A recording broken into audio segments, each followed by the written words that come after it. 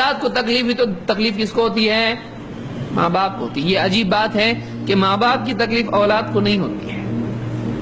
اولاد اس دور میں اتنی خود غرض ہو گئی ہے، دیکھیے بچے کو تکلیف ہوئی تو ماں باپ پریشان ہو جاتے، ڈاکٹر صاحب کچھ کرو،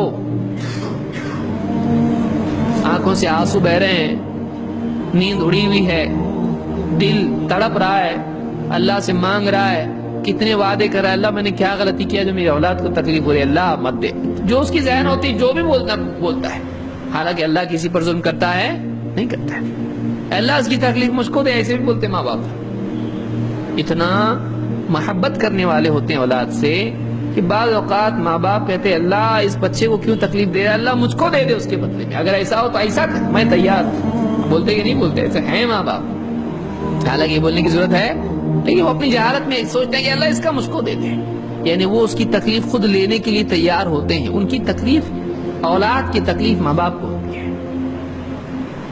لیکن اولاد آج کیسی ہے؟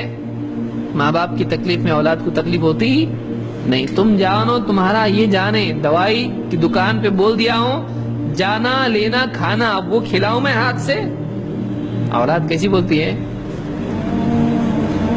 دوا کھانے بول دیا ہوں میں اس کو، میڈیکل میں بول دیا ہوں، میرا کھاتا ہے وہاں پہ، جا کے لانے آتا نہیں، وہ بھی میں لا کے دوں، میں کھلاؤں تم کو، کیا کیا کروں میں؟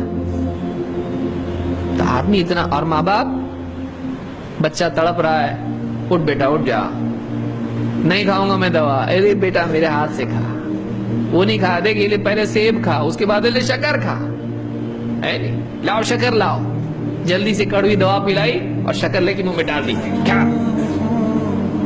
دوا تو دوا، شکر بھی کھلا رہا اس کے ساتھ۔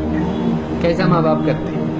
اولاد اس کی میموری پوری ڈیلیٹ ہو جاتی ہے، بعد میں سب بھول جاتا ہے، سب بھول جاتا ہے، بعد میں ماں باپ کا نہیں سوچتا ہے۔